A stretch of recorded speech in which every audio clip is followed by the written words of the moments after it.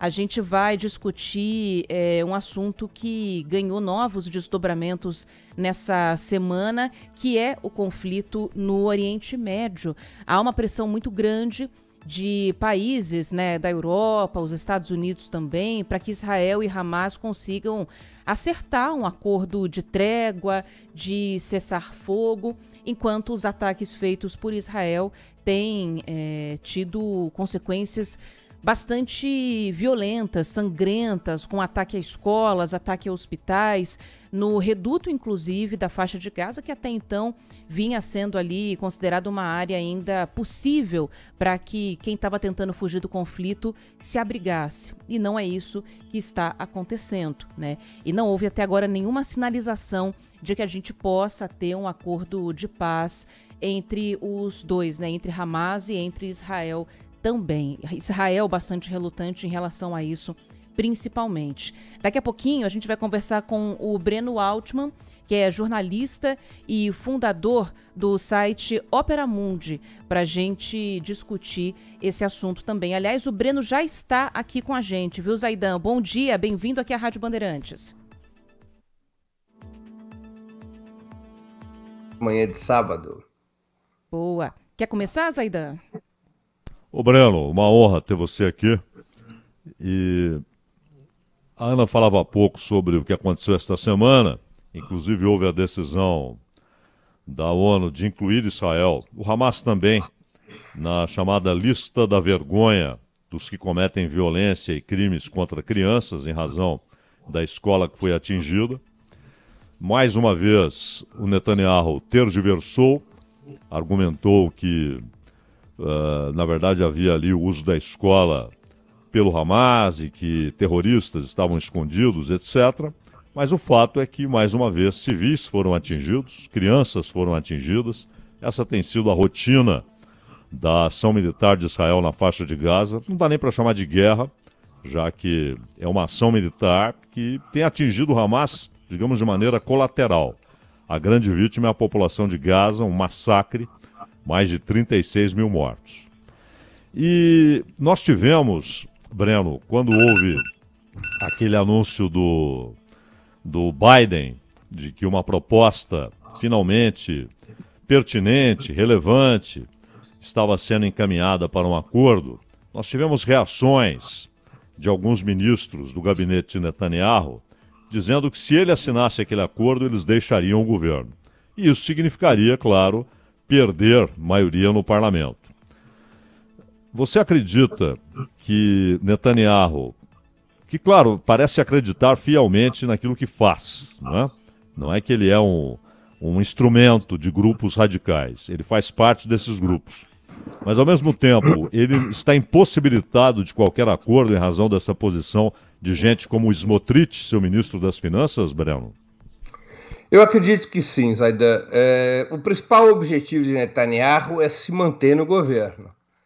O principal objetivo de Netanyahu é continuar a guerra, até porque se ele cai do governo, se ele acabar a guerra, ele vai cair do governo, se ele acabar a guerra sem alcançar os objetivos a que se propôs, ele cairá do governo porque essa extremíssima direita o abandonará e ele perderia a maioria no parlamento. Se ele cai do governo, é possível que ele se transforme no bode expiatório dessa crise e, por conta das denúncias de corrupção do qual é alvo, ele pode acabar na cadeia. Então, ele fará de tudo para se manter o máximo de tempo no governo, inclusive buscando a reeleição em 2026, para quando estão marcadas as próximas eleições parlamentares. Ele também acredita que, caso seja vitorioso nessa guerra contra o povo palestino, ele aparenta estar convencido disso, de que uma vitória na guerra contra o povo palestino permitiria a ele recuperar base eleitoral e até mesmo se apresentar para um segundo mandato como primeiro-ministro. Portanto, eu creio que o cálculo principal de Netanyahu nessa situação é sua própria sobrevivência política pessoal. É claro que isso se insere num projeto mais amplo do regime sionista de inviabilização total de qualquer hipótese de um Estado palestino. Não se deve perder isso de vista. Todas as principais forças do sionismo trabalham para inviabilizar essa hipótese, incluindo a oposição, incluindo o principal líder da oposição, Benny Gantz. Antes da gente seguir com a entrevista, o Zaidan, uma notícia que chegou agorinha aqui em relação ao conflito na faixa de Gaza, o exército israelense acabou de divulgar que 4 reféns foram resgatados com vida em Gaza, né? Entre eles há uma chinesa com nacionalidade israelense também, né, com 25 anos de idade, que foi levada pelo grupo Hamas. Ela participava daquele festival de música eletrônica, aquela rave, no dia 7 de outubro, que foi invadida pelo grupo terrorista. O comunicado do porta-voz das Forças Armadas israelenses é de que esses 4 resgatados, essa jovem de 25 anos que eu comentei, além de mais um homem de 27 anos, e mais 2 pessoas de 21 e 40 anos estão em boas condições de saúde. Eles estavam em 2 cativeiros separados num campo de refugiados palestinos no centro da faixa de Gaza. A gente não tem detalhes ainda de como foi essa operação, mas chegou agora há pouco a confirmação desses resgates, né, de 4 pessoas que estavam mantidas reféns desde outubro do ano passado. Ótima, maravilhosa notícia. O resgate de reféns com vida é algo que independe, não é, da imoralidade da ação de Israel. Essa é uma notícia a ser comemorada, não há a menor dúvida. E é interessante, meu caro Breno, porque eu falava há pouco do Smotrich, e há cerca de 7 anos ele lançou uma espécie de doutrina pessoal, né, onde basicamente dizia que a existência dos palestinos em Israel era uma ameaça à existência de Israel. Ou seja, basicamente ele sugere o quê? O extermínio ou a migração forçada. Você acredita que, de alguma maneira, uma doutrina como essa, esdrúxula, mas que ela não só permeia, como ela norteia a ação do governo Netanyahu em Gaza, é uma ação ou de extermínio ou de inviabilização da vida daquelas pessoas, inclusive matando o futuro, já que mulheres e crianças são as principais vítimas, Breno? Olha, eu acho que nós devemos observar que Israel adotou práticas genocidárias, adotou o genocídio como meio de atingir um objetivo. Qual é o objetivo que o regime sionista me parece buscar? Exatamente esse que você citou, reivindicado por Bezalel e Smotrich, um dos governos mais extremistas: inviabilizar a presença dos palestinos no território que ocupam. Levemos em conta que Israel tem 2 problemas graves que estão na origem dessa guerra. Um problema é que o regime sionista não está disposto a aceitar a criação do Estado palestino, mesmo quando alguns dos seus setores reivindicam a solução dos 2 estados. A segunda questão é que, não aceitando a solução dos 2 estados, mais cedo ou mais tarde, os palestinos dos territórios ocupados terão que ter, nem que isso leve décadas, os palestinos dos territórios ocupados terão que receber direitos como hoje tem, por exemplo, os árabes israelenses. Quem são os árabes israelenses? 21% da população de Israel são palestinos que continuaram nos territórios israelenses depois que Israel expandiu as suas fronteiras na guerra de 48 e 49. Tá? Então você tem ali uma população árabe israelense nessa situação. É provável que no futuro, já que Israel não aceita a solução dos 2 estados, nem a solução dos 2 estados Israel aceita, é possível, é provável que em décadas os palestinos dos territórios ocupados recebam direitos semelhantes aos dos atuais árabes israelenses. O problema está na demografia. Hoje, entre os 15 milhões de habitantes do Estado de Israel, do Rio ao Mar, ou seja, entre os 15 milhões de habitantes que ocupam toda a Palestina, 7,2 milhões são judeus, 7,1 milhões são palestinos. Israel tem que mudar essa situação demográfica. Israel tem que forçar a saída da Palestina para receber mais um bônus histórico de uns 100 anos. Tem que forçar a saída de uns 2 milhões de palestinos e buscar atrair mais de 1 milhão de judeus pelo mundo para poder ter uma balança demográfica favorável ao regime sionista. Então, esta guerra, toda a pressão sobre a população civil, o assassinato de mulheres e crianças, tudo obedece a essa lógica, usar o extermínio para provocar no mundo e principalmente entre os próprios palestinos uma enorme vontade imigratória. No dia 5 de junho agora, que Israel comemora como o dia da unificação de Jerusalém, porque em 1967, na Guerra dos 6 Dias, Israel conquistou ilegalmente Jerusalém Oriental e a unificou com Jerusalém Ocidental. No dia 5 de junho agora, o ministro da Segurança, Itamar Ben-Gvir, ele disse isso muito claramente, que impulsionariam, os governantes israelenses impulsionariam soluções emigratórias para os palestinos. Esse é o grande objetivo deste avanço genocida de Israel contra a faixa de Gaza.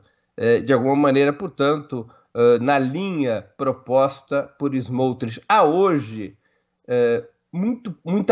diferenças muito pequenas, né, nas forças predominantes do regime sionista. Há diferenças sobre método, sobre intensidade, mas de Ben-Gvir a Benny Gantz, a lógica de impedir a criação do Estado palestino é a mesma. Por isso que Benny Gantz, o chefe da oposição, está no gabinete de guerra. Aliás, Breno, vale notar que este governo de Netanyahu, ele leva ao extremo, mas uma doutrina que basicamente prevaleceu todo o tempo, inclusive com os trabalhistas no poder. Likud no poder, trabalhistas no poder, os partidos que foram surgindo como dissidências desses grupos. Nada, absolutamente nada, alterou essa doutrina, né, Breno? Exatamente. Netanyahu não é um raio em céu azul. Netanyahu não é um desvio de rota. Netanyahu faz parte de um processo cuja origem é anterior ao próprio surgimento do Estado de Israel, é anterior à própria fundação do Estado de Israel. A doutrina sionista já previa o que está acontecendo. O regime sionista se consolidou como regime colonial, não desrespeitando a doutrina sionista, mas incorporando essa doutrina. Quando o sionismo propõe a criação de um Estado de supremacia étnica, um Estado judeu, formalmente declarado como Estado judeu agora em 2018, quando o sionismo propõe a criação de um Estado de supremacia étnica judaica, nos moldes do regime de apartheid que a África do Sul teve, coincidentemente, também a partir de 48, e decide que esse Estado de supremacia étnica judaica iria acontecer na Palestina, onde a maioria da população no início do século XX, a imensa maioria da população no início do século XX, era de palestinos, o que hoje chamamos de palestinos, a lógica dessa doutrina, inevitavelmente, a empurrava para o colonialismo, para a expulsão dos palestinos, para a limpeza étnica, para políticas de extermínio. E o objetivo do sionismo nunca foi escondido, nem dos seus setores trabalhistas, nem por seus setores conservadores. O objetivo do sionismo é reconstruir a grande Israel, é até além das fronteiras da Palestina, a Israel mítica do reino unificado de Israel e Judá, é a Israel que teria que incorporar progressivamente o sul do Líbano, os setores da Síria e até mesmo áreas do Egito, né? Então, esse sempre foi o objetivo expansionista do sionismo, que ele está em curso com trabalhistas ou com conservadores. E essa expansão do sionismo, ela é necessariamente colonial, uma vez que você tem este grupo populacional gigantesco, que são os palestinos, que estão nessa região de forma majoritária desde o século IX. Ô Breno, é claro que sionismo é uma coisa, judaísmo é outra. O povo judeu não é Netanyahu, Netanyahu não é o povo judeu, o sionismo não é o povo judeu. E, lamentavelmente, o que está acontecendo tem sido usado por grupos canalhas, né? Inclusive grupos nazistas, para alimentar o ódio aos judeus. Essa excrescência histórica, que na Europa sempre encontrou campo fértil, mas hoje também nos Estados Unidos. De certa forma, há um antissemitismo de fato, ou seja, contra árabes e contra judeus, porque os árabes também são semitas, claro, mas a gente percebe que o que Netanyahu está fazendo e toda a reação que ele tem provocado no mundo contra as ações de Israel em Gaza estão sendo utilizadas por grupos, repito, canalhas, grupos nazistas, para alimentar o ódio aos judeus. E a gente sabe que dentro do judaísmo religioso, por exemplo, há forte oposição ao sionismo, e dentro de Israel as manifestações são cada vez maiores para uma mudança nesse quadro. Você acredita que é uma crise que transcende o governo Netanyahu e se torna uma crise do sionismo? E segundo, você se preocupa, Breno, com o crescimento desses discursos contra os judeus usados pelos grupos nazistas da atualidade? Eu não tenho nenhuma dúvida, Zaidan, de que nós estamos diante do risco de uma nova onda antissemita. Dessa vez, a principal força de propulsão dessa nova onda antissemita é o Estado de Israel.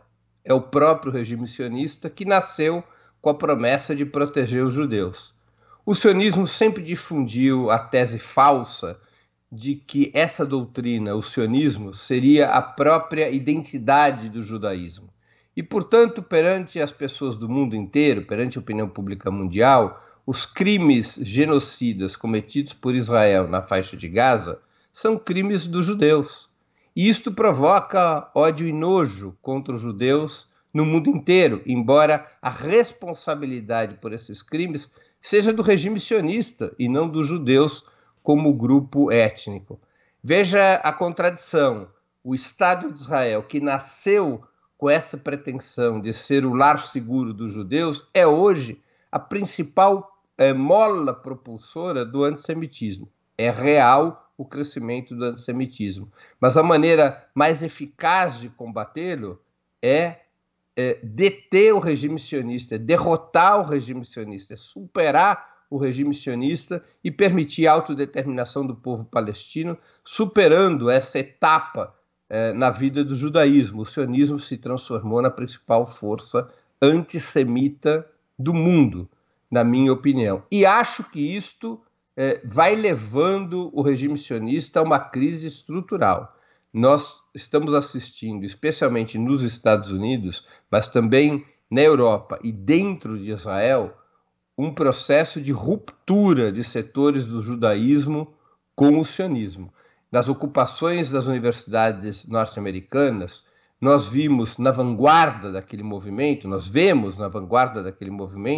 muitos jovens judeus que foram formados na cultura sionista, que visitaram ou chegaram até mesmo a viver em Israel em programas de intercâmbio, que retornaram aos Estados Unidos já insatisfeitos com o que viram em Israel, e agora, ao se depararem com esse genocídio na faixa de Gaza, esses jovens judeus rompem com o sionismo e assumem, vários deles, a liderança, fazem parte da liderança do movimento de solidariedade à Palestina. Nós também temos esse movimento dentro de Israel, em menor grau, ou na Europa, ou até mesmo aqui no Brasil, mostrando muito claramente algo que é importante as pessoas se darem conta. Sionismo é uma coisa, judaísmo é outra. Sionismo está para os judeus como o nazismo esteve para os alemães e o fascismo para os italianos. Ser contra os sionistas não é ser contra os judeus, como ser contra o nazismo não era ser contra os alemães, e ser contra o fascismo não era ser contra os italianos. O sionismo é uma corrente político-ideológica com várias alas, mas uma corrente político-ideológica que, num certo momento, passou a ser majoritária entre os judeus.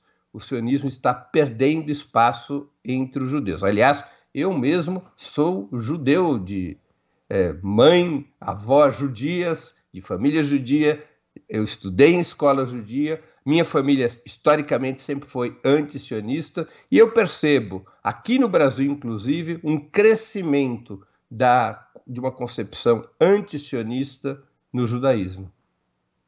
Ô Breno, eu tenho só mais duas questões aqui. A primeira é, dois estados, isso virou um mantra, né? Todo mundo repete. O que você acha? Qual a solução? há dois estados. O governo brasileiro, inclusive, tem essa posição, o governo dos Estados Unidos, o governo da China, todo mundo usa o mantra dois estados. Mas sempre essa questão esbarra, primeiro, na diáspora palestina, que Israel tem como inaceitável, exatamente por provocar um desequilíbrio demográfico, e Jerusalém. Né? Jerusalém é o ponto central, Jerusalém oriental, Jerusalém bíblica.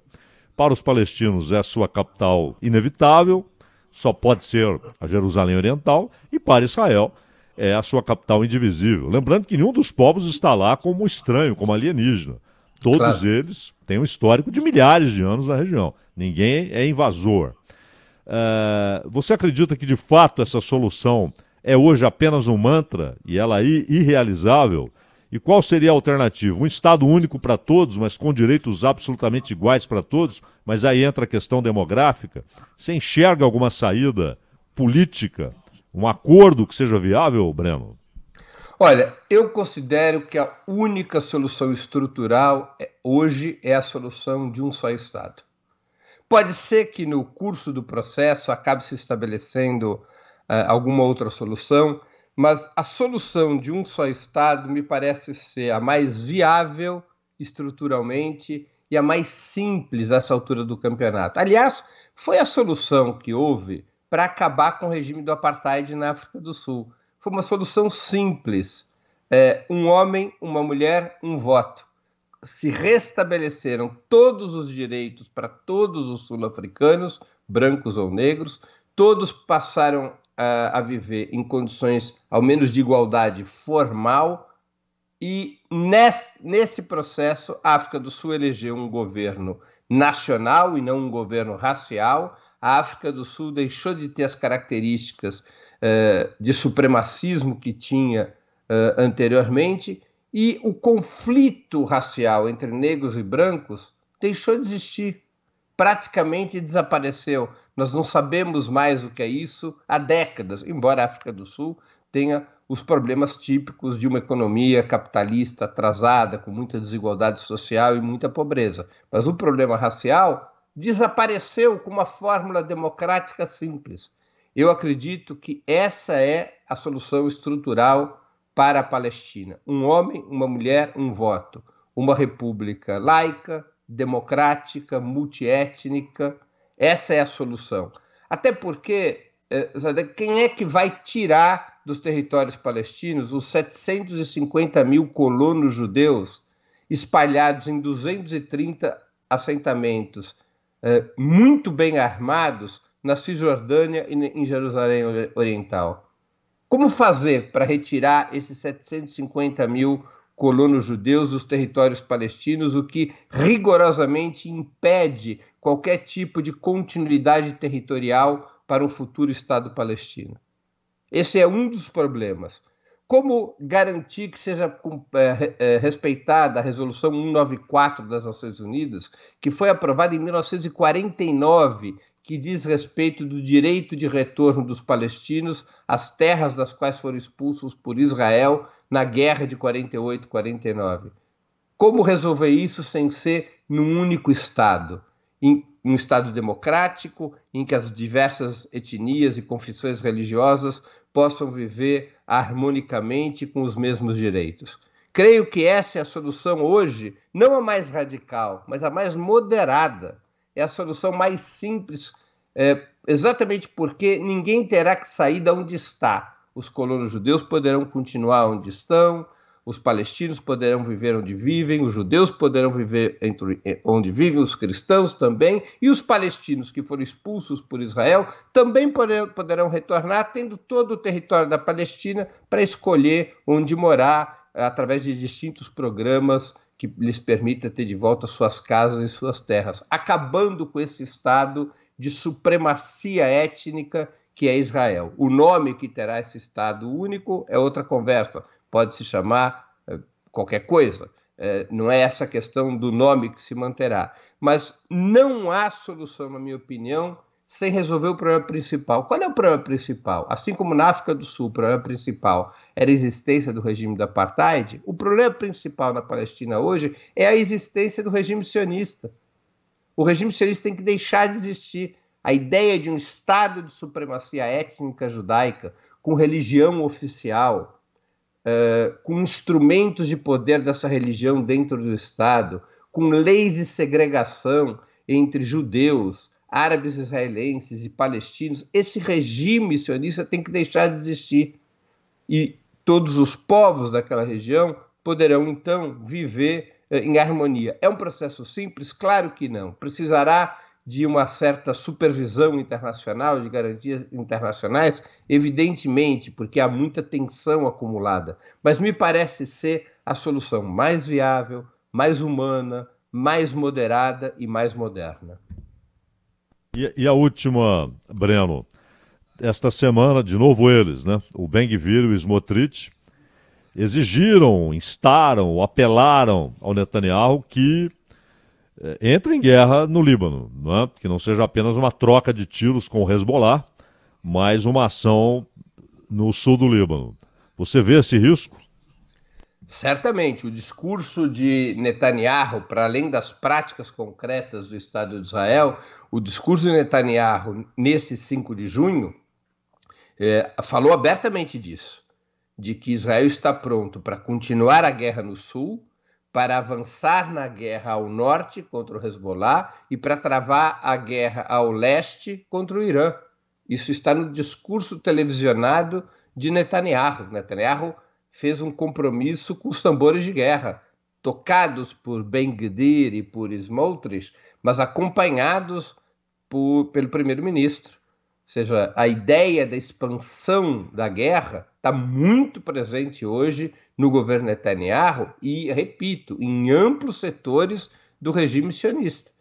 Netanyahu expressa um deslocamento acelerado, um avanço acelerado do sionismo rumo a uma guerra geral de expansão colonial. É essa a tradução do discurso do Netanyahu no dia 5 de junho. A escalada no Líbano já ocorre há semanas e ela será acentuada. Não é?